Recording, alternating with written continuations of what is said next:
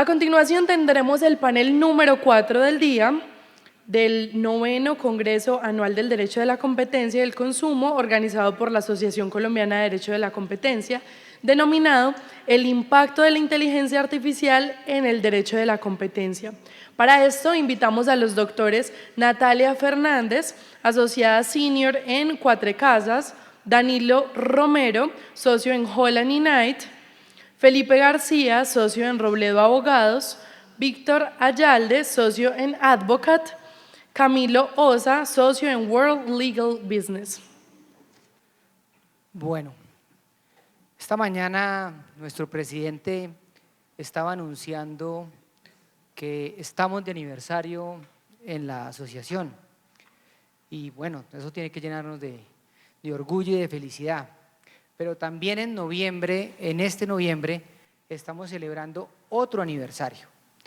En noviembre del 2022, una empresa en San Francisco lanzó un producto que decía Try ChatGPT. Y en ese momento podemos decir que el mundo cambió definitivamente, por lo menos en lo que nosotros nos ha tocado vivir. Y aquí debo confesar que hay un mix de sentimientos. Por un lado, hay una emoción de todo lo que está pasando, pero también estamos viendo que por lo menos se siente algo de ansiedad en todo lo que está pasando con la inteligencia artificial. El mercado está pasando o está viendo una serie de negocios y de transacciones que todos los días se anuncian. ChatGPT hoy en día está participada por Microsoft, tiene una participación que algunos estiman en $500 billones. ChatGPT hace un negocio con Nvidia en donde le compra chips por $100 millones. Nvidia hace una inversión con ChatGPT, Microsoft hace una negociación con Inflection, Amazon invierte en Anthropic y así sucesivamente estamos viendo miles y miles y miles de billones de dólares en transacciones. Y esto pues genera preguntas desde el punto de vista del derecho de la competencia, preguntas desde el punto de vista del mercado. Si recordamos esa portada que tuvo en algún momento The Economist en 2017, anunciaba que los datos era el nuevo petróleo, casi que anunciando el ocaso de la época de las empresas energéticas. Hoy en día las compañías de tecnología, lo que JP Morgan llama las 7 magníficas, acumulan el 37% del mercado bursátil de Estados Unidos. Solo estas 7 compañías, Google, Microsoft, Amazon, Meta, Apple, todas estas compañías hoy en día casi que tienen apropiada la discusión. En la vida moderna de hoy, casi nada se hace sin que la inteligencia artificial tenga participación, desde cómo nos diagnostican una enfermedad, cómo se redacta un memorial, incluso las mismas sentencias, cómo se hace la guerra, cómo se hace la vida amorosa también. Miremos hoy cómo hace poco leíamos una noticia de unas usuarias de ChatGPT quejándose porque habían perdido los novios que tenían o esa relación amorosa que habían desarrollado con ChatGPT. Absolutamente todo está siendo tocado transversalmente por la inteligencia artificial. Y eso también nos lleva a pensar y a repensar cuál es el rol del derecho a la competencia, cuáles son las conductas que están sucediendo en el mercado y cómo las autoridades aproximan a estas conductas. En el panel de hoy vamos a tratar de alcanzar este tren vertiginoso que está avanzando a una velocidad que pocos podemos siquiera entender. Y para empezar a hablar del tema, le voy a dar la palabra a Camilo para que, como nos han enseñado a todos en este auditorio, antes de hablar de derecho a la competencia, debemos comenzar entendiendo el mercado. Yo le quiero preguntar, Camilo, si nos ilustra cómo hoy en día nos aproximamos a esa definición de mercado. ¿Es posible hacer una definición de mercado relevante en este entorno tan cambiante? Muchas gracias, doctor Felipe. Primero que todo, un saludo muy especial para todos ustedes que nos acompañan el día de hoy y por supuesto a la asociación por la invitación y a su presidente. Un gusto poder compartir con ustedes y por supuesto con mis compañeros de panel el día de hoy. Este tema, digamos, ha venido tomando muchísima relevancia y en los últimos años nosotros lo hemos venido notando cuando hemos pasado de hablar de economías digitales, economía colaborativa, hoy estamos hablando de inteligencia artificial y esto supone de entrada siempre comenzar a revisar cuál es esa prueba económica, lo que nosotros podemos denominar la prueba económica, es ese análisis, estudio de mercado. Porque si algo tenemos claro es que con la inteligencia artificial, con la economía digital, con la economía colaborativa, pues como usted muy bien lo decía, Felipe, pues esto es un tren y esto va a toda velocidad y muchas veces nos genera la duda si el Estado tiene la respuesta para las diferentes situaciones que se pueden presentar.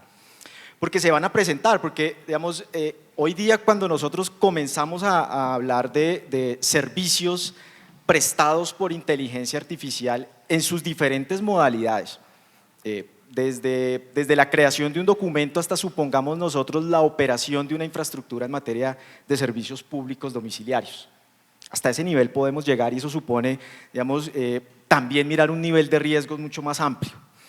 Entonces nosotros tenemos que comenzar a mirar y ponernos en una posición y en un lugar y decir, bueno, ¿dónde estamos? Y nos vamos a esos elementos tradicionales de la definición de un mercado relevante, que uno pues siempre los ha entendido como ese mercado geográfico y por supuesto el mercado de producto, de servicio. Entonces uno dice, bueno, y vamos a mirarlo geográficamente y dónde nos ubicamos. Y es importante, este elemento es muy importante porque pueden haber servicios que sean, digamos, de un contenido global. Y eso implica que aquella persona o aquella empresa que tenga una presencia global, pues puede tener un mayor músculo financiero para poder invertir y eso al final sí puede generar una diferencia en materia de competencia. Entonces uno dice, bueno, pues podemos estar en dimensiones globales, como lo dijo en su momento, o en su momento se planteó en el caso de Google y Alphabet contra la Unión Europea en el año 2022, ¿cierto? Mercados comunitarios, y por ejemplo nos ubicamos en lo que tiene que ver con la Unión Europea, pero también en mercados locales. Entonces, ¿qué influencia tiene esa competencia que se está prestando en otros lados, en los Estados Unidos, en Europa, versus el mercado local? Que tiene que tener algún impacto con relación a aquellas empresas o aquellos actores del mercado que están comenzando a asomarse. Eso por un lado. Pero por el otro, y creo yo más importante, es comenzar uno a mirar y a definir ese elemento relacionado con el producto o con el servicio. Porque esto es parte de la primera pregunta, es bueno, cuando estamos en una inteligencia artificial, entonces ¿quién está prestando el servicio? ¿El que creó la inteligencia o el que la está operando? Esa es una pregunta súper importante porque a partir de ahí pues van a comenzar a venir responsabilidades. Entonces uno comienza a segregarla y uno dice, pues de entrada lo que yo voy a tener que aceptar, y así va a ocurrir, es que de entrada van a existir mercados verticalmente integrados. Y entonces vamos a tener que convivir de entrada seguramente ya con mercados verticalmente integrados, ¿cierto? Y que la competencia entonces ya no va a ser necesariamente uno a uno, sino digamos entre esos diferentes mercados y entre esos diferentes segmentos. Yo creo que hay otro elemento que es muy importante también, digamos, en estos casos, y es que si de entrada nosotros vamos a partir de una diferenciación del mercado, yo creo que aquellos elementos que lo van a caracterizar también comienzan a cambiar. Entonces nosotros en los mercados tradicionales siempre, por ejemplo, la autoridad entonces parte del test del monopolista hipotético. Yo creo que en estos casos ese parámetro tiene que cambiar y el parámetro ya no va a ser, por ejemplo, medir frente a un monopolista hipotético, sino, por ejemplo, frente a cómo está tomando las decisiones el consumidor. ¿Y qué está ocurriendo con relación, por ejemplo, a el acceso a los datos? Porque eso supone un riesgo grandísimo en materia de economía digital y, por supuesto, en materia de inteligencia artificial. Entonces, digamos, esos elementos hoy día comienzan a cambiar, comienzan a variar. Esta mañana escuchábamos en algún panel tal vez, donde de alguna manera se mencionaba eso, se decía, venga, es que tenemos que aceptar que hoy día la forma como vamos a empezar a competir va a cambiar y muy seguramente las reglas tradicionales que siempre se han manejado en el derecho de la competencia, pues de golpe no es que no sirvan, es que también toca comenzar a interpretarlas de otra manera, ¿cierto? Y eso, digamos, pues va a suponer un reto tanto para la autoridad de competencia como, por supuesto, a los actores que están en el mercado. Yo, digamos, voy a dejar ahí para darle el paso a mis compañeros para no extenderme mucho y digamos, ir respetando un poco el tiempo, porque creo que de ahí se van a devenir muchos otros elementos que con seguridad los vamos a seguir discutiendo a lo largo del panel. Sí, Camilo, y ahora más tarde volvemos, porque usted toca un tema importante y es esa visión del consumidor. Y hoy estamos viendo cómo, por ejemplo, en los casos de Meta, que fallaron ayer o antier esta semana, el juez reconoce que había una posición dominante hace unos 4 años, pero que ya no la hay. Y lo mismo pasó en el caso de Google. Y ambas empresas, si bien uno podría decir que perdieron los casos, salvaron la obligación de desinvertir, de desintegrarse, justo por esa realidad nueva que es la inteligencia artificial.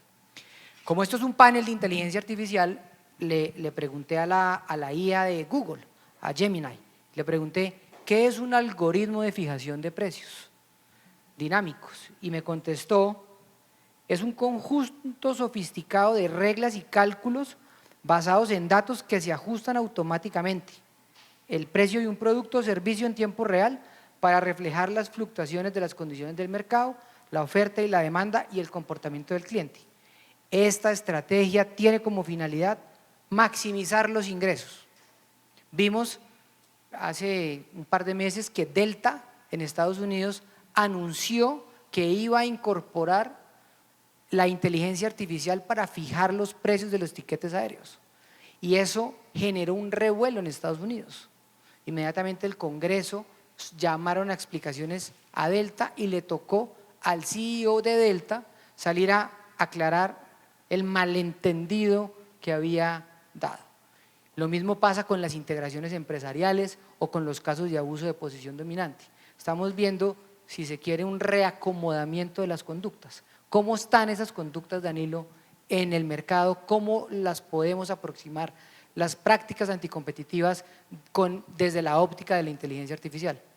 Bueno, gracias Felipe y gracias a todos por estar acá. Pues mire, yo creo que uno tiene que arrancar por algo y es que la inteligencia artificial tal vez no es tan democrática como uno cree que es, y la inteligencia artificial implica que quienes puedan tener acceso a la misma es porque tienen los recursos para poder generar esa inteligencia artificial, y creo que eso comienza a marcar un direccionamiento de para dónde vamos, porque hoy día casi todos, y donde lo leemos, cualquier sitio, nos dicen la fijación de precios y los algoritmos que se usan, incluso donde se puede pensar en que un algoritmo sin la intervención humana lleve a una colusión, pues uno está diciendo quiénes son capaces de poder generar esa verdadera inteligencia artificial para que termine allá. Entonces, primero hay que tener plata, y eso implica que yo tengo poder de mercado y que probablemente tengo posición de dominio en el mercado. Entonces, si arrancamos por ahí, tenemos que dividir un poco como el mercado de quiénes son los que están haciendo la inteligencia artificial para terceros y cómo otras empresas utilizan esa inteligencia artificial. Entonces, pensemos en los algoritmos y en la fijación de precios. Creo que es distinto pensar en empresas pequeñas que utilizan a un tercero proveedor para que me ayude en la fijación de mis precios utilizando un algoritmo. ¿Eso puede llegar a ser colusivo? Sí, si hay una práctica concertada, eventualmente es un acuerdo de precios ilegal. Es distinto si lo hacen los dos empresarios más grandes en un oligopolio. Tal vez sí, porque ahí lo que están buscando es sacar a un tercero o impedir que entren otros a ese sector. Entonces, siento que es distinto cómo percibamos eso, pero la conducta de la superintendencia o la entidad, la autoridad competente, lo que tiene que seguir viendo es si hay efectivamente una concertación o vamos a llegar a poner de moda nuevamente una figura que no se ha usado mucho y que entró en desuso, que era el paralelismo consciente. Creo que ese es uno de los elementos que tenemos que tener en cuenta y que lo vamos a discutir más adelante, porque el paralelismo consciente pues es muy heterogéneo, como lo han visto las distintas autoridades en el mundo. Acá en Colombia se supone que el paralelismo consciente per se es un acuerdo ilegal, pero pues tendría que tener unos factores plus para que uno pueda decir que existió o no esa conducta. Respecto de la posición de dominio y atándolo nuevamente a lo que digo, quien tiene el poder y quien tiene los datos maneja esa información, pues yo creo que es mucho más fácil encontrar conductas que definitivamente llevan a que se afecte la competencia. Yo sí veo mucho más claro que yo, siendo el dominante en un mercado, puedo tener conductas predatorias, mucho más segmentadas, específicas, dirigidas a unos targets y a unos nichos específicos que hacen que yo genere unas barreras de entrada completamente artificiales y que impidan que terceros entren o que incluso terceros participantes pues deban salir del mercado. También puedo tener una serie de prácticas absolutamente exclusorias o discriminatorias que hacen que yo al final de la historia impida el acceso a terceros al mercado o genere mucho más y fortalezca más mi posición de dominio. Entonces, creo que ahí en esas dos está y sin perjuicio de todo lo anterior, lo que puede haber a partir del uso indebido, que también lo miraremos más adelante, de propiedad intelectual y demás, pues prácticas de competencia desleal que yo veo que ya se han dado y incluso en algunos países ya se han, digamos, dado directrices al respecto. Quiero volver a esa portada de The Economist del año 2017 y en esa portada donde resaltaba la importancia de los datos y la necesidad de regular el uso de los datos, un llamado a las autoridades para regular los mercados digitales, en ese momento las aplicaciones de redes sociales principalmente, fue el llamado que se hacía en ese momento. Y hemos visto cómo en el mundo hay como dos enfoques diferentes. Una regulación ex ante, en donde trata de prevenir y corregir antes de que ocurra un fallo en el mercado, y una regulación ex post. La semana pasada que anunciaba la superintendencia la decisión de la integración entre Tigo y Movistar, alguien en un chat que tenemos de competencia hacía un símil bastante diciente, hablando de la CRC, que la CRC actúa como el celador del edificio, el vigilante del edificio. Cuando el ruido es poquito, dice que no está pasando nada, y cuando ya el ruido se sale de madre, dice que eso no es problema de él, sino que es un problema de la policía. Hoy en día estamos viendo cómo hay, desde que se anunció esos lenguajes de los LLMs en inteligencia artificial, hay un llamado permanente de pensadores, de políticos, de gente de todo el espectro, abocando por una regulación. La pregunta, Víctor, aquí que tenemos es: ¿qué es mejor? ¿Qué debe hacer Colombia? ¿Una regulación ex ante o una regulación ex post a través de investigaciones de la Superintendencia de Industria y Comercio? Bueno, muchas gracias Felipe por coordinar el panel y por prepararnos para esta importante discusión, a la asociación y al presidente por la invitación y a todos por acompañarnos aquí. Este tema es imposible no abordarlo sin pensar en lo que se llama el efecto Bruselas. Nosotros constantemente hablamos de que Estados Unidos innova, China lo sigue y Europa regula. El efecto Bruselas es una estrategia, o algunos ven como una forma de globalización, que es de ley, de hecho o de derecho. De hecho, porque si no se cumple con los estándares europeos, las compañías no pueden acceder a estos mercados. Y de derecho, porque su influencia y estructura termina influenciando muchos regímenes jurídicos. Y eso fue el caso en materia de protección de datos personales a partir de la expedición del régimen general de protección de datos en Europa, o el reglamento.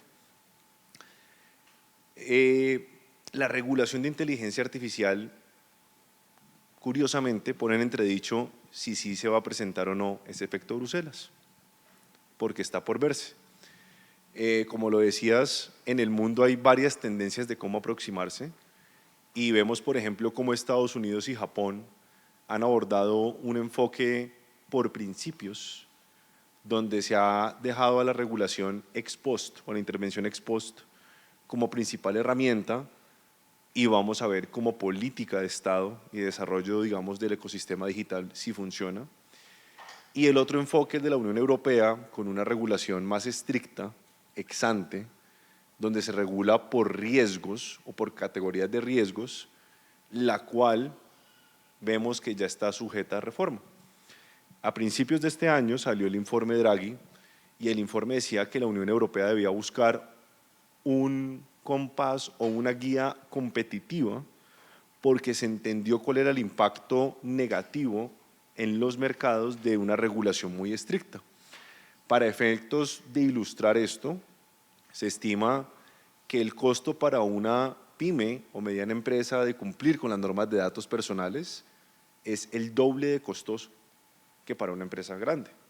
Entonces se estaba generando un efecto anticompetitivo en el mercado, más de la mano con lo que nos dice Felipe, y es la importancia de la información hoy en día para competir en los mercados. Producto de esto se produce lo que se llama el Omnibus para el ecosistema digital en la Unión Europea, o una reforma integral que vamos a ver que realmente no es integral. Cuando nosotros vemos la forma, si tú me preguntas, ¿deberíamos regular o no? Nosotros en Europa siempre vemos que tienen una regulación general y descendente. Y al tener una regulación general y descendente, su implementación tiene muchos problemas a la hora de materializarse en la realidad. Mientras que en América Latina nosotros hemos visto regímenes que son particulares, pragmáticos y ascendentes, a partir del cual se generan ciertas normas y ciertos parámetros. Les voy a poner un ejemplo. Nosotros hemos visto cómo, con base en la Constitución y las normas existentes, de forma descentralizada, los jueces han venido tomando decisiones, la superintendencia ha emitido circulares y se va generando una serie de comportamientos muy pragmáticos, sin necesidad de un reglamento grande. Vean, por ejemplo, la diferencia en cuanto a lo que se llama el derecho al olvido. Para los europeos debe existir el derecho al olvido y se puede borrar la información porque las personas tienen un derecho a la reincorporación. Mientras que en América Latina nosotros hablamos mucho más del derecho a la verdad por diferentes procesos políticos o sociales, y lo vemos como un tema importante. Llevado a la práctica de las compañías, para los regímenes o los sistemas como América Latina, no es bueno generar una filosofía del derecho al olvido porque no hay suficiente información, la sociedad no está digitalizada y eso rompe para las compañías la posibilidad de entrar a los mercados. Nosotros no estamos en esos niveles de información. Entonces, hacer esos trasplantes automáticos no funciona por nuestra realidad. Miren, por ejemplo, ese caso. Entonces, nosotros tenemos que ser muy pragmáticos y aterrizados a la realidad y entender que ese enfoque general y descendente de la Unión Europea tiene problemas de implementación. Voy a referirme brevemente a las reformas que está haciendo la Unión Europea en su marco legal, pero básicamente lo que están tratando de hacer es, uno, limitar la definición de qué son datos personales para permitir técnicas como la pseudonimización para que haya más información que se pueda cargar a estos sistemas. En segundo lugar, están tratando de promover un libre flujo de información o de datos para que esto se pueda, digamos, promover y sea más fácil y se considere que es un interés legítimo de los titulares prever que sus datos van a ser utilizados en sistemas de inteligencia artificial. Por ejemplo, en la Unión Europea ya dijeron, mire, es un interés legítimo y esencial utilizar los datos de la persona para atención al cliente en agentes automatizados, y también es un interés legítimo y bueno de los datos para fines de ciberseguridad de la persona. Entonces, están tratando de cambiar el modelo hacia uno más como el de Estados Unidos y el de Japón, que sea basado en principios y libre ex post, a uno que sea restrictivo o ex ante. Esto es importante porque a nosotros nos decimos, bueno, ¿y la regulación ex ante para qué? ¿O cuál es la finalidad? Y esta es una pregunta que yo creo que no se ha logrado superar en el debate de qué es inteligencia artificial. ¿Cuál es el bien jurídico tutelado? ¿Qué es lo que estamos queriendo proteger que ya no esté protegido de otra forma? ¿Qué es lo que nosotros buscamos proteger? Porque cuando vemos algunos ejemplos de regulación ex ante, pues esa regulación ex ante está enfocada en unos sectores donde hay unas fallas estructurales, donde vemos que no han habido cambios sustanciales en 100, en 20 o en 30 años, y siguen siendo los mismos jugadores, y es necesario que el Estado entre e intervenga para poder abrir a la competencia de esos mercados y forzar que exista una libertad y mayor cambio en las posiciones de los agentes, que como estábamos diciendo ahora, pues ya tenemos dos casos donde han dicho, antes tenían posición dominante, ya no. Antes tenían, ya no. Y estamos estrenando apertura de investigación contra Google por el DMA. La Unión Europea acaba de anunciar la primera investigación por el DMA, por un tema de recomendaciones y de hacer links. Entonces, cuando estructuramos qué es la regulación ex ante y cuál es la política de regulación de los mercados, en América Latina tenemos que ser, y en Colombia, muy pragmáticos, porque si nos ponemos a implementar unos marcos generales que al descender van a tener problemas de implementación, no hacemos nada. Entonces tenemos que ser muy pragmáticos en esa intervención, muy llevada a la realidad, y que sea muy importante para que abra realmente los mercados y no los restrinja. Nosotros estamos hablando de regular la inteligencia artificial y ni siquiera hemos ampliado la base de información o los otros habilitantes que se requieren según el COMPES para que exista la industria. Aquí falta que creemos mucha más infraestructura de compartir información, que establezcamos qué son datos seudónimos para que pueda fluir la información, cuál es realmente el alcance o el perjuicio que se podría ocasionar si es que existe, porque mis datos anonimizados sean pasados a otra compañía y con eso construya modelos, versus el efecto que eso puede tener procompetitivo. Hace poco veíamos que decían la oportunidad de cambiar estructuralmente los mercados que tiene la inteligencia artificial y la apertura de los datos y la digitalización de la economía y el acceso a la población que lo necesita, es una gran oportunidad.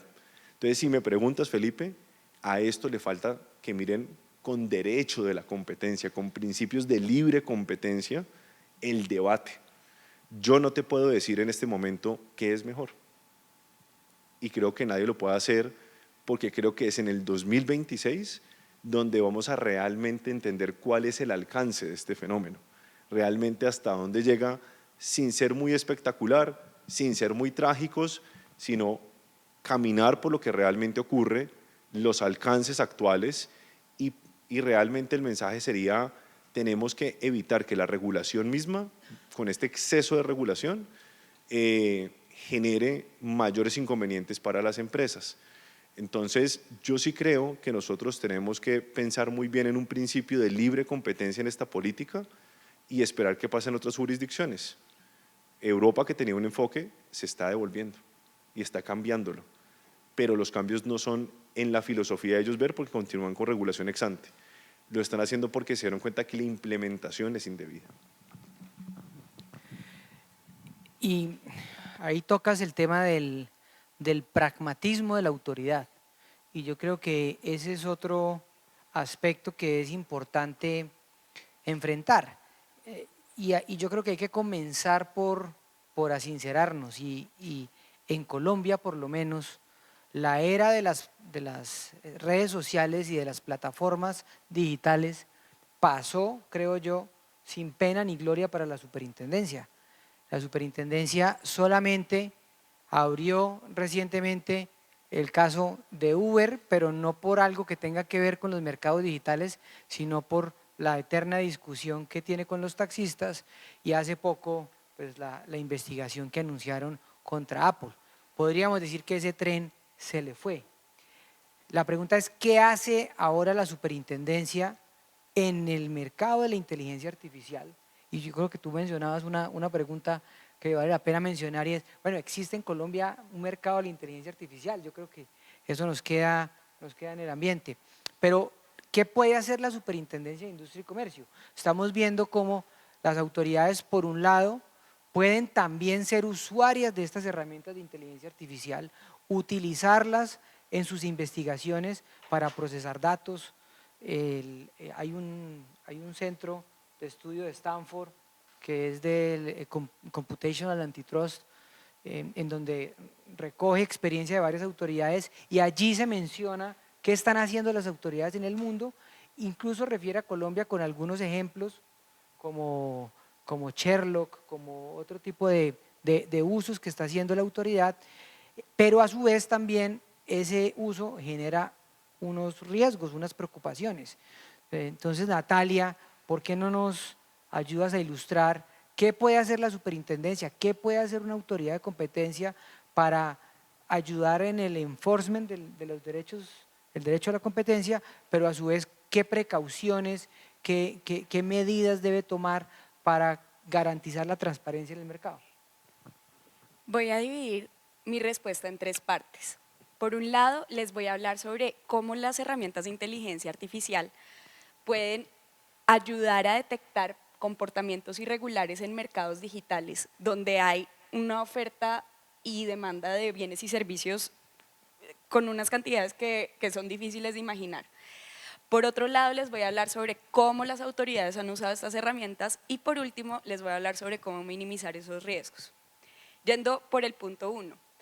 En el mundo digital, el número de transacciones que hay son demasiadas, por un lado, y por el otro, se vuelve más fácil, como lo mencionaba Danilo hace un momento, llegar a acuerdos tácitos, ¿no? Estas figuras del paralelismo consciente se vuelven cada vez más reales porque se vuelve más fácil monitorear los precios de los competidores en tiempo real y con un número de transacciones que, repito, son infinitas.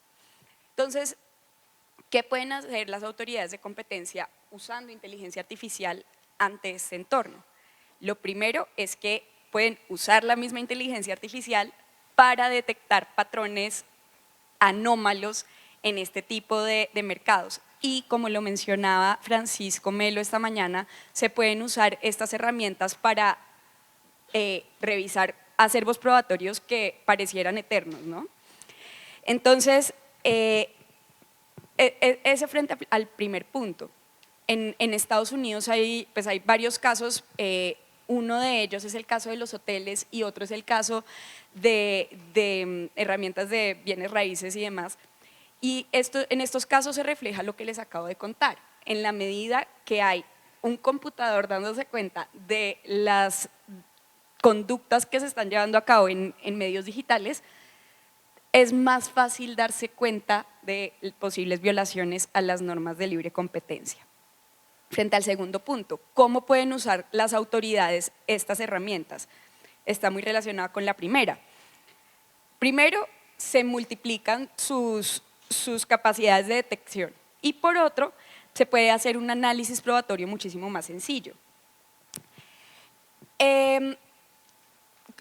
Frente a las posibilidades de detección, la CNMC en España tiene un programa que se llama Proyecto BRAVA, que es Bit Rigging Algorithm for Vigilance in Antitrust, BRAVA se llama. Y mediante herramientas de inteligencia artificial, cogieron el equivalente al SECOP de acá, que es el sistema para hacer licitaciones públicas, y logran identificar en ese sistema anomalías en la presentación de ofertas públicas. Con este sistema han logrado identificar casos de colusión en licitaciones con un 90% de atine. Esto es impresionante y lo están haciendo no solamente a nivel de España, sino también la comunidad catalana acaba de sacar su propia herramienta de IA para detectar patrones anómalos en proyectos en licitaciones públicas. Entonces, ¿esto qué implica? Que los mismos estados están aprovechando de sus bases de datos, porque acá estaba revisando, recaudan la información de 3.5 millones de procesos en toda España para detectar cuáles son los patrones usuales en cierto tipo de licitaciones, y detectan ahí mismo cuando sea que hay una colusión. Entonces, esto implica una gestión eficiente, de nuevo, de la información interna y un uso muy atinado, a mi parecer, de las herramientas de inteligencia artificial para el beneficio de todos. ¿Qué más ha pasado?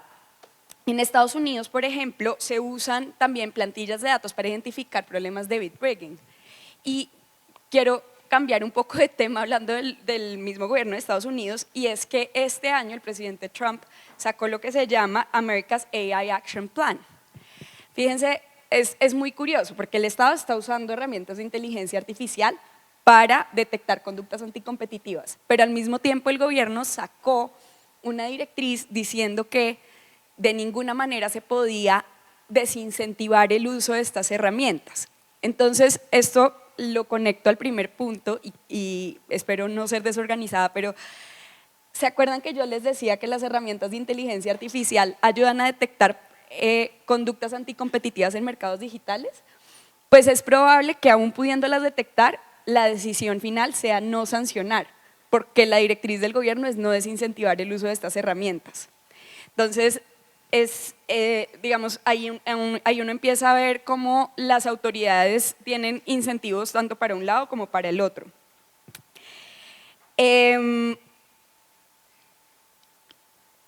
Bueno, y por último quería contarles que el DOJ en 2024, hace exactamente un año, sacó unas guías de compliance explicando cómo sería un uso adecuado de las herramientas de inteligencia artificial, diciendo que las compañías deben evaluar y minimizar todos los riesgos relacionados con inteligencia artificial. Esto puede estar atado precisamente a evitar que con el uso de estas herramientas se llegue a acuerdos de fijación de precios ilegales, por ejemplo, o abusos de la posición de dominio. Y por último, les voy a hablar sobre los riesgos que mencionamos hace un momento.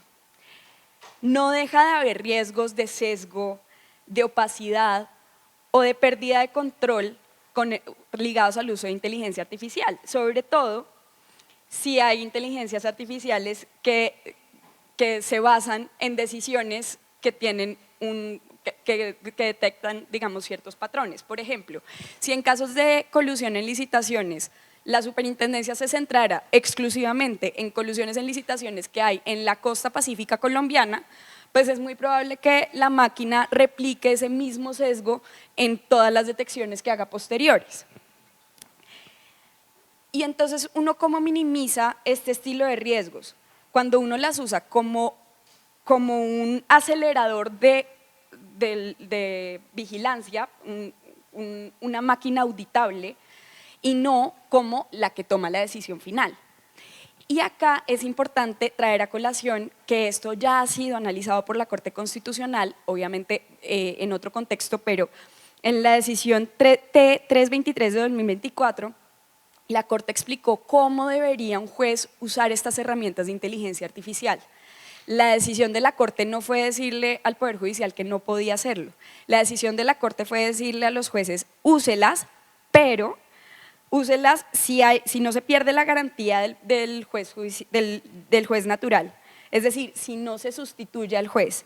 Segundo, si se puede monitorear lo que hace la herramienta de inteligencia artificial.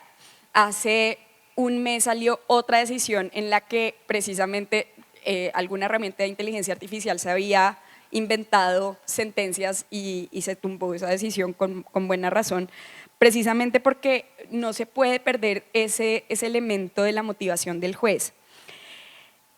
Segundo, no se puede pasar por encima del debido proceso. Eso es algo que no se puede desconocer. Úsese o no se use la inteligencia artificial. Y por último, la Corte habló de principios de explicabilidad y transparencia. ¿Esto qué quiere decir? Primero, que uno pueda explicar exactamente qué fue lo que hizo la máquina. Sí, lo hizo más rápido, pero lo puedo explicar. Y segundo, que sea transparente para todos los involucrados que se están usando herramientas de inteligencia artificial. Entonces, si la Superintendencia de Industria y Comercio usara una herramienta como Brava de la CNMC, uno podría decir, bueno, sí, sé que están usando esta herramienta y sé por qué la están usando y en últimas puedo identificar cuál fue el patrón irregular que detectó la autoridad en primer lugar, pero después de ver ese patrón inicial, tengo que adelantar igual toda una investigación para ver si el patrón es justificable o no es justificable desde un punto de vista económico. Por último, la Corte habló de que el uso de estas herramientas tienen que tener un beneficio social, entre otras, que los procesos se aceleren, por ejemplo. Y entonces no es que no se use, sino minimizar estos riesgos con un buen uso de las herramientas. Gracias, Natalia. Y aquí, digamos, quiero aprovechar varios puntos que mencionas para preguntarle aquí a mis queridos copanelistas qué opinan. Primero, el primer punto es el uso que nos mencionaste de Brava por parte de la autoridad española.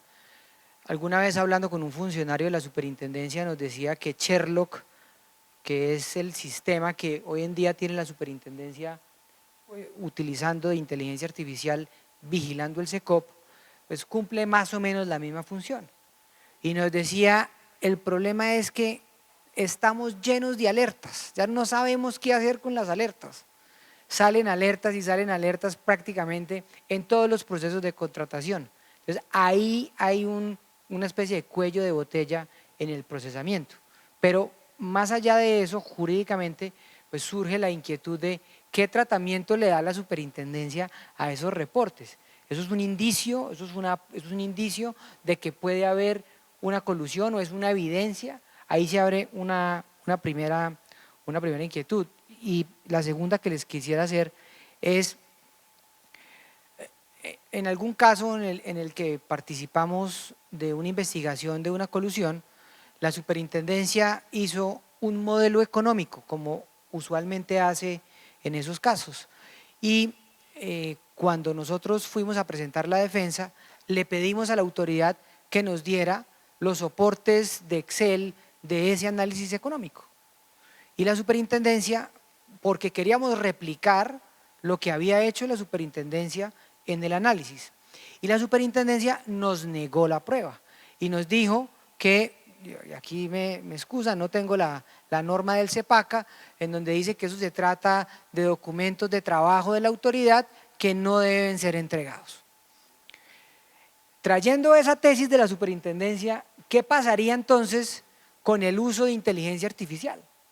¿Podría uno pedirle a la superintendencia que le entregue información del algoritmo?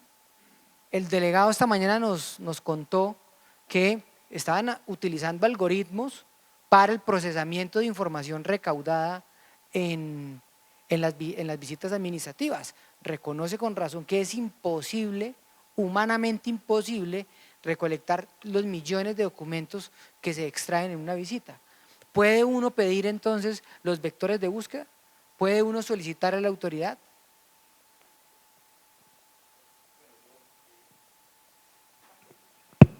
Bueno, yo creo que para responder esos dos interrogantes sí es necesario trasladarnos primero a lo que mencionaba Víctor hace un rato, y es todo el tema relacionado con la regulación ex ante, porque yo creo que ahí es donde va a estar la respuesta, ¿no? Es decir, ¿cómo vamos nosotros a afrontar ese tipo de información? ¿Cómo vamos a afrontar nosotros el tratamiento de los datos personales y cómo vamos a afrontar nosotros las consecuencias que pueda generar en el consumidor?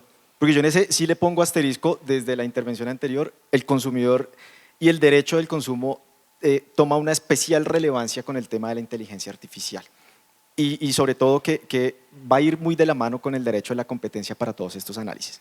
Pero yo creo que aquí es importante revisar el tema de la regulación ex ante. Y yo creo que aquí, de hecho, cuando en su momento estudiaba el tema de las plataformas de economía colaborativa, que en su momento dije, no, mire, ese tema es muy parecido y sobre eso digamos, ya Hayek se había pronunciado con su famosa tesis de los órdenes espontáneos, y ahí estamos hablando de algo más o menos similar, ¿no?, de lo que hoy día conocemos como economía colaborativa. Hoy día, haciendo uso del análisis económico del derecho, podemos encontrar respuestas que nos pueden servir para estos casos. Guido Calabresi fue juez de los Estados Unidos. Él tiene un paper muy importante para el análisis económico del derecho, sobre todo desde la perspectiva clásica, que es, digamos, el que más aportes le ha dado al derecho de la competencia. Y él, en el análisis que hace, dice, mire, es que esto depende, el Estado tiene que intervenir dependiendo del tipo de derecho en el que nos encontremos. Entonces dice, y lo divide en tres, dice, pueden existir reglas, para imponer reglas de propiedad, reglas de responsabilidad y reglas de inalienabilidad. Y ahí es donde nosotros nos tenemos que comenzar a enfocar. Y entonces Guido Calabresi dice, cuando estemos en presencia de asuntos que comporten la propiedad, pues básicamente la intervención del Estado debe ser casi cero, porque usted, señor, debe tener la capacidad de poder decidir qué hace con sus derechos de propiedad. Diferente al caso cuando nos encontramos con derechos de inalienabilidad, es decir, aquellos en los cuales el Estado sí tiene que tener una alta intervención, porque supone que de pronto usted no puede tomar una buena decisión con relación a ese tipo de derechos. Entonces dice, cuando usted esté frente a un problema de inalienabilidad, el Estado tiene que intervenir mucho. Y yo creo que esas reglas de Guido Calabresi nos sirven para este escenario, porque yo creo que aquí hay unos problemas donde el Estado seguramente sí tendrá que meter la mano, por ejemplo, en un asunto de protección de datos, ¿cierto? Seguramente en asuntos de ciberseguridad, que van a estar muy presentes acá. Yo creo que también en el tema de, digamos, en cuanto a la protección de datos, en lo que tiene que ver con el acceso a los datos, porque eso necesariamente sí puede desembocar en un problema de barreras de entrada al mercado. Entonces, ahí el Estado sí, de alguna manera, debería poderlo decir y poder decir ahí cómo me comporto. Y entonces, pero eso no debería aplicar en todas las reglas. Hay algunos asuntos donde el Estado puede decir, bajo una regla de propiedad, yo ahí no meto la mano, que el mercado se autorregule, ustedes miren a ver qué hace. Y eso puede suponer, aceptar ese tipo de reglas, puede suponer un cambio completo en la interpretación de aquellas conductas que pueden ser consideradas contrarias a la libre competencia. Porque podemos empezar a aceptar cosas que antes lo veíamos de pronto ilegales, que decíamos, uy, no, en eso no se meta, como, pues yo creo que es que se necesita si nosotros queremos que exista un desarrollo en materia de inteligencia artificial. Porque entre más metamos la mano, pues nos puede pasar lo que ocurría, que señalaba Víctor hace un momento, el caso europeo. Entonces, cuando nos vamos al caso europeo, pues eso al final también es que desincentiva la inversión, ¿no? Contrario al caso norteamericano, donde poco ex ante, mucho ex post, y de golpe puede haber un mayor incentivo a la inversión. Entonces, digamos que ese tipo de reglas son las que nos van a permitir a nosotros, al final del día, poder decir qué puede ocurrir, digamos, en determinados casos. Y ya para terminar, porque cuando mencionaba hace un minuto y decía, pueden haber conductas que antes nosotros decíamos, a eso no se meta, ¿cierto? Hoy día de pronto puede que sí. Entonces, y por ejemplo, frente a la forma como las interpreta la autoridad o como las interpreta quien las desarrolla. Por ejemplo, frente a lo que hoy día conocemos como reglas per se o regla de la razón. Entonces, ¿qué pasa con las per se? Mejor hacemos una especie de interpretación a lo norteamericano y dejemos eso como para los carteles duros, y más bien en este tipo de casos vámonos por unas reglas de la razón y le metemos eficiencia al asunto y que sea la eficiencia la que defina qué puede pasar en el mercado. Eso, digamos, puede terminar ocurriendo. Entonces yo creo que esa respuesta la da lo que decida el Estado hacer cuando mete la mano, porque yo creo que en mayor o menor medida va a tener que meter la mano. Gracias, Camilo. Nos quedan unos pocos minutos. Vamos, una réplica aquí de Natalia. Bueno, mi réplica va de dos lados. Lo primero era que quería responder tu pregunta de si a uno le deberían dar acceso a la información que salga de Sherlock o no, o qué pasa con esa información. Yo creo que en virtud del principio de transparencia y del principio de explicabilidad, la respuesta es sí. Porque, por un lado, tiene que ser la decisión de la superintendencia de tomar como relevante este indicio que salió de Sherlock, tiene que ser explicable. Entonces a mí me tienen que decir, primero, esto salió de Sherlock, segundo, estos fueron los patrones irregulares que encontró la herramienta. Y por otro lado, no solo eso, sino que tiene que ser absolutamente transparente desde que me inician la investigación. Entonces, esa es una prueba que yo creo que sí es relevante y si no me la dan, pues me puede afectar mi debido proceso. Y por otro lado, y ya un poco más relacionado con lo que hablaba Camilo y tal vez con lo que decía Danilo al principio de la charla, yo quería mencionar dos cosas. La primera es que sin duda las plataformas de inteligencia artificial están cogiendo un rol supremamente importante ligado a estos modelos de lenguaje que tiene cada una.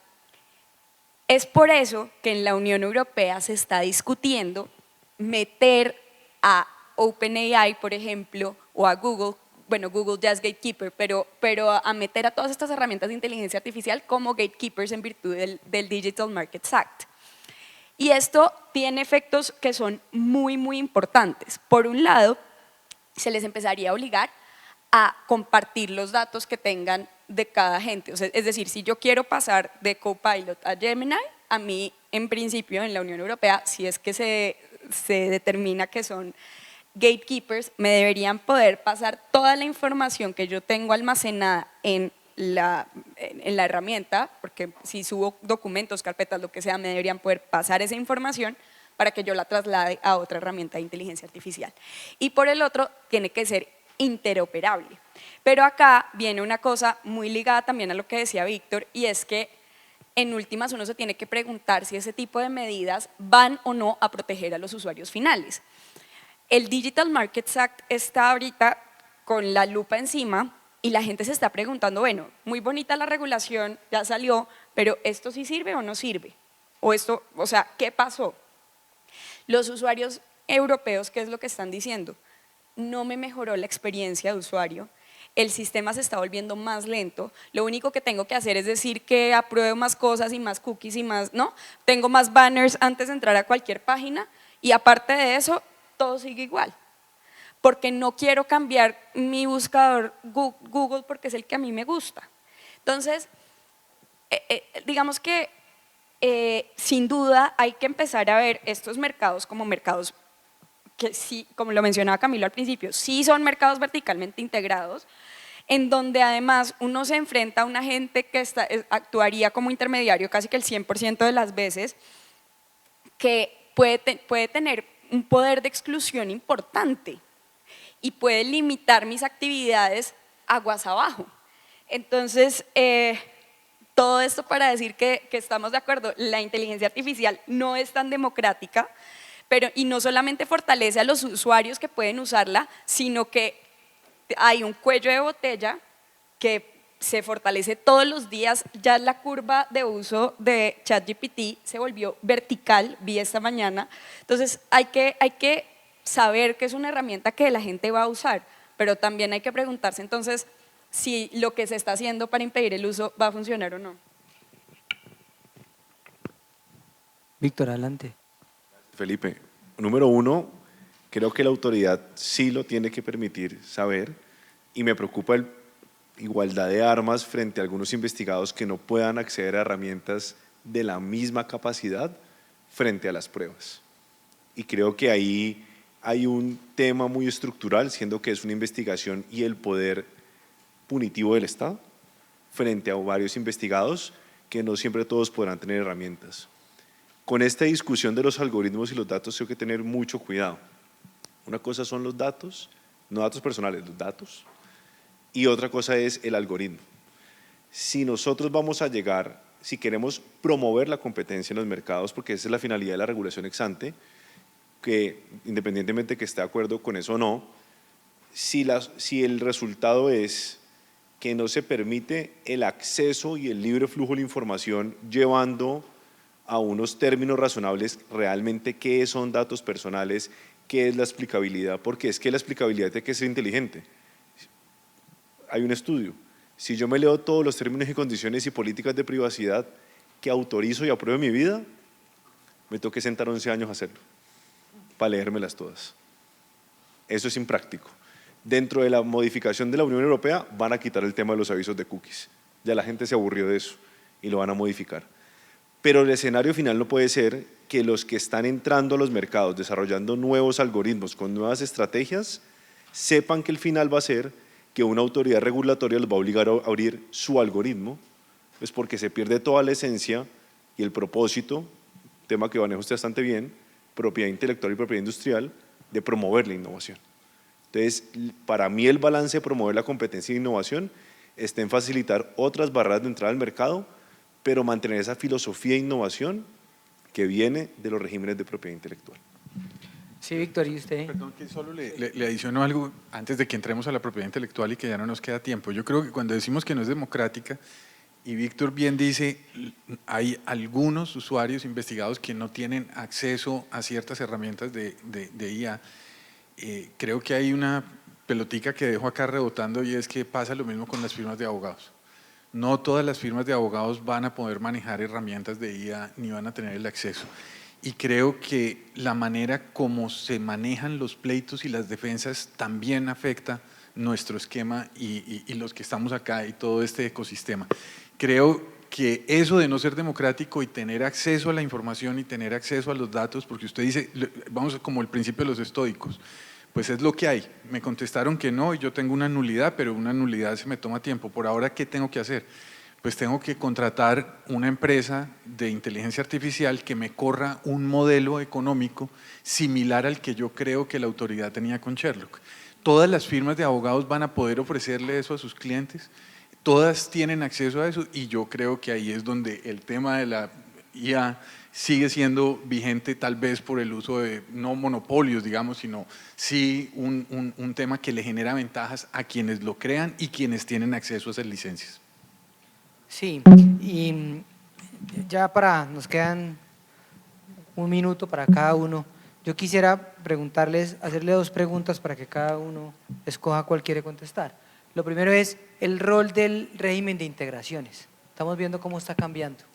Hoy decía yo de Microsoft acordó con Inflection no una integración, sino contratar todo el personal, incluso los fundadores de la compañía, licencia de propiedad intelectual y dijo que no había integración. Por el otro lado, la propiedad intelectual, los datos con los que se están entrenando, puede servir como barrera para limitar la competencia en inteligencia artificial. Pagar una licencia teniendo una excepción de fair use o una excepción de propiedad intelectual constituye una barrera. Bueno, rápidamente, vamos a referir a la segunda. Yo creo que algo mencionaba al comienzo cuando trataba de hablar del mercado y creo que en eso coincidimos todos y es que entre mayor músculo financiero tenga, pues compito mejor, ¿cierto? Digamos, tengo unas mayores facilidades para poderlo hacer. Y eso supone e implica, digamos, comenzar a entender los mercados no necesariamente locales, es decir, con quién estoy compitiendo. ¿Usted tiene presencia global? Porque eso sí realmente puede marcar una pauta. Pero, digamos, más allá de eso, yo sí creo que uno de los asuntos, y eso en línea con lo que señalaba en la respuesta anterior, uno de los asuntos donde necesariamente sí tiene que haber una intervención del Estado es en el tema de protección de datos.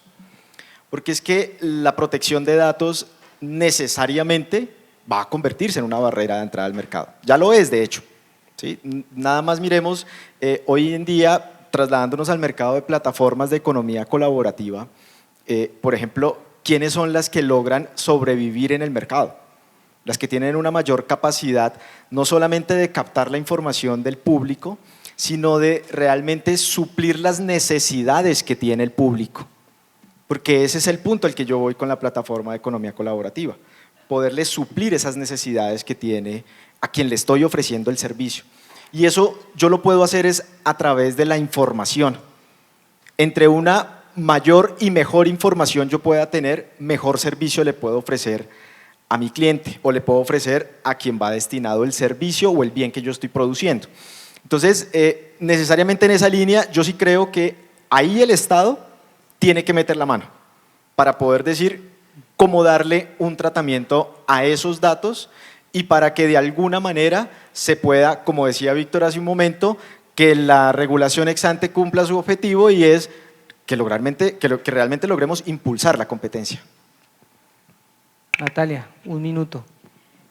Yo voy a hablar un poco sobre ambas preguntas. Sobre la segunda, precisamente uno de los nervios que tienen ahorita en la Unión Europea es que después de ganar poder de mercado a más no poder, las empresas que como OpenAI empiecen a bloquear, por ejemplo, a ciertas personas del uso de su modelo de lenguaje. Por ejemplo, en Cuatro Casas usamos una herramienta que se llama Harvey.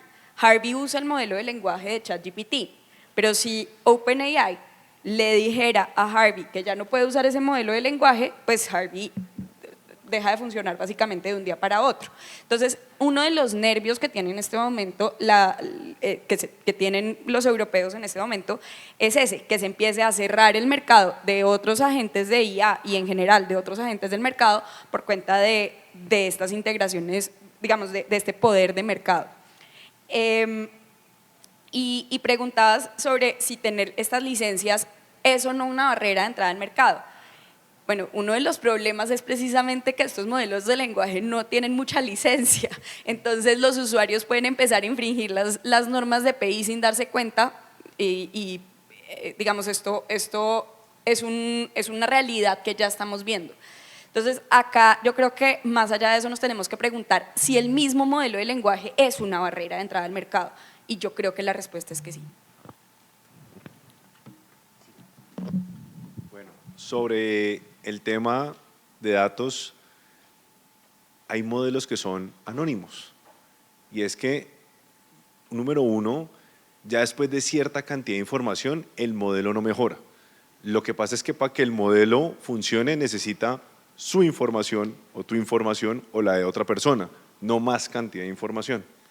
Entonces, ese es un primer punto, sino que necesita ciertos datos puntuales para que funcione. Pero yo sí creo definitivamente que la aplicación de los regímenes de propiedad intelectual y datos personales tienen que llevarse al pragmatismo y a la necesidad real de cuando ocurren las situaciones que requieren un consentimiento, que requieren, porque es que las barreras son porque aquí estamos acostumbrados a consentimiento para todo, a mucha información, y en medio de tanta información y formalismo se pierde la finalidad. Entonces tenemos que aprender a ser muy inteligentes, muy de la mano con lo que hablábamos esta mañana nosotros en cuál es realmente la información que yo requiero. Entonces, para concluir, ¿qué está protegido por propiedad intelectual? Lo que esté necesario. ¿Hay un uso justo, honrado? Lo vamos a ver caso a caso porque hay muchas sentencias en este momento andando. En materia de datos personales hay muchísimos mecanismos de anonimización, de pseudonimización, que permiten alcanzar las mismas finalidades y sencillamente no hay una afectación para las personas. Pero lo que no puede hacer es que se interpreten esas normas para generar nuevas barreras de entrada al mercado. El gran bienestar del consumidor es mantener las condiciones de mercado abiertas para que sea el mejor, con el mejor ingenio, con la mejor oferta para el consumidor, el que realmente gane. Y las últimas investigaciones de Estados Unidos muestran que los mercados están abiertos. Sí, no, yo creo, mejor dicho, la conclusión para mí sí puede llegar a convertirse en una talanquera y en una barrera de entrada, y para eso precisamente están las normas de competencia. Creo que cuando se abusa del derecho puede llegar a pasar algo y puede llegar a haber una investigación y podríamos tratar de tener temas analógicos como las patentes y demás. Pero sí creo que el tema ha cambiado y lo decía en el panel 1 Juan Sebastián Barrientos, que es importante conocer que hoy estamos enfrentados a un consumidor que es distinto. Hoy uno mira al consumidor y el consumidor dice, no, es que yo sí quiero que me perfilen de una manera tal que yo ahorre tiempo en saber qué es lo que quiero comprar y demás. Y eso no se le puede perder de vista ni a la autoridad ni a nadie más. El consumidor para esos temas de datos personales es el que manda. Pero creo que nosotros acá, para mí el gran problema es que esto no es democrático. Esto es un tema de quién tiene el poder para poder usar esto. Y yo creo, ahí hay un problema grande y entre nosotros eso lo vamos a vivir pronto. Víctor, dejemos el comentario para el cóctel porque ya cumplimos el tiempo a rajatabla. Muchas gracias.